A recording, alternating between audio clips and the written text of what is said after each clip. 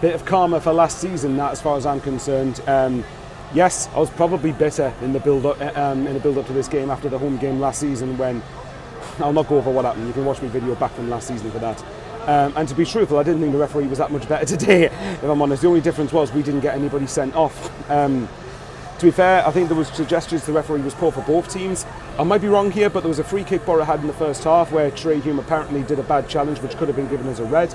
But if that's the case, a bit of karma for last season after Josh Coburn and Sam Greenwood weren't sent off, and Dan Neil was sent off because bad language. But there you go, there was that one. Mundell had a penalty appeal at the end of the first half, and then you had Latte Lat's second yellow card challenge on Luke O'Nien, which I felt should have been a red. But either way, do you know what? And people cannot accuse me of being bitter here because we've won. I still think the referees are poor in this league, and I say this even when we've won a game. And to be fair, if Hume should have been sent off, then he was poor for both Borough and Sunderland. There was a lot of little decisions that kept getting given that I felt weren't free kick challenges, and then there were other times when we had more arguably blatant free kicks not given, in other words. But yeah, getting on to, I had to get that out of the way, and I don't really care if it makes me sound bitter. At the end of the day, we've won, and that's all I care about.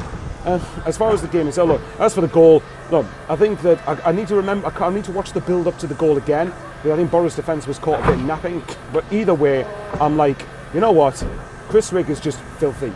It's just absolutely filthy, and he's 17 years old, and it is absolutely ridiculous. Jamsani put up a tweet that said something like, Chris Rigg is Pornhub level filthy, or whatever it was, and it's a website you can't legally visit yet, which is so Jamsani to put something like that. Absolutely ridiculous.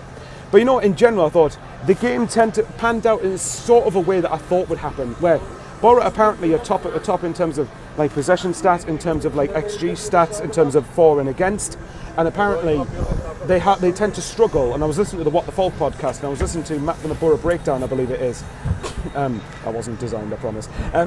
Apparently Matt from the Borough Breakdown podcast was saying something to the effect of that Borough tend to struggle more against the teams that defend a low block and are difficult to break down and like sit in, whereas when Borough tend to have more joy when teams come at them and give them a bit more of space to exploit. And I can see what they mean by that, because Latte Lat and Tommy Conway, Isaiah Jones, there's Hackney in midfield. I think a lot of them are really, really good players. So make no mistake, that is a massive win today, and it's also the perfect response from last week. There you go, the title of the video, perfect response. I felt in general, although Borough had more of the territory and more of the chance, more of the possession, I can't remember anything clear. I think Tommy Conway might have had a header early on that Pato saved, but which was given, I believe that was given as offside anyway. So in terms of stats that counted towards the full match report, I can't remember Borough having anything that was particularly big in terms of like clear-cut chances. And Sunderland, I thought in general defended really, really well. And quick shout out today, I thought Mundell had Borough on toast all game, and they were resorting to constantly trying to hack him down. And funnily enough, Mundell stepping in to replace Clark is kind of proof that maybe the model works. Just a point. Obviously, there are still things that can be improved about it. I'm going to be nuanced, to be fair, but yeah, Mundell I thought was really good. I thought that Joe Bellingham I thought was really good in midfield, particularly in the second half when a lot of it we were under pressure. And I think as well, sorry, don't know what happened there. No, Joe Bellingham in the second half when we were facing a lot of pressure from Middlesbrough in terms of the possession, it was really, really good, recycled things really well.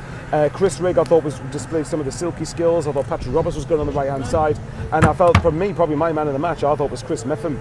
I think Chris Metham has sort of proven today, if today is anything to go by, why he was touted by Sheffield United, like obviously a team with parachute payments, and was touted as a team for a top end championship club.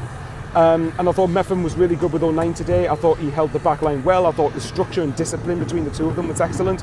One or two occasions where I felt O'Nien was a little bit too enthusiastic to try and run out and try and make something happen, but other than that, I can't fault either of them. I thought Sirkin was good. I thought there wasn't anyone who I thought really had a bad game. Neil had shaky moments in the first half, but I thought got better as the game went on. And in general, I think if you look at Sunderland's potential penalty appeal, obviously we scored, and then we had another chance, which was a chance that went up against the crossbar, or was it against the woodwork? I think it was, from a free kick, and late on in the second half. So all in all, I think Sunderland did just about deserve to win, but look, it wasn't as good a game as I thought it was going to be, but in many ways I think that suited us, given that Borough tend to struggle apparently against sides that are going to play a low block and defend. But no, cracking win, perfect response from last weekend, and it's so the championship, isn't it? To lose to Wayne Rooney's Plymouth and then to beat Middlesbrough. But there you go, that is how it is. I'm going to give a quick shout out to Kimmy from who's messaged me constantly on social media. She's been very, very kind to me in supporting my channel and actually somehow wanting to watch my videos, I don't know. And thanks to everyone who's watched the videos. And one quick thing I'm going to ask you is, I put up a tweet a while back whether me and Sean Middleton should start a podcast together, because there's been a couple of people that seem quite keen on us to do it. My argument is I think we've already got a lot of good podcasts already for Sunderland and we don't necessarily need another one, but let me know what you guys think in the comments below. So but yeah, other than that, have a good Saturday, enjoy yourselves, and we'll see what happens at Watford next week. But enjoy the 3 points, and if you like the video and you're watching and you're not a regular subscriber, hit the like button and subscribe. It would mean a lot, and share the video around. It would be very much appreciated, as I want to get the 6k subs. And yeah, see you all at Watford next week. How are the lads?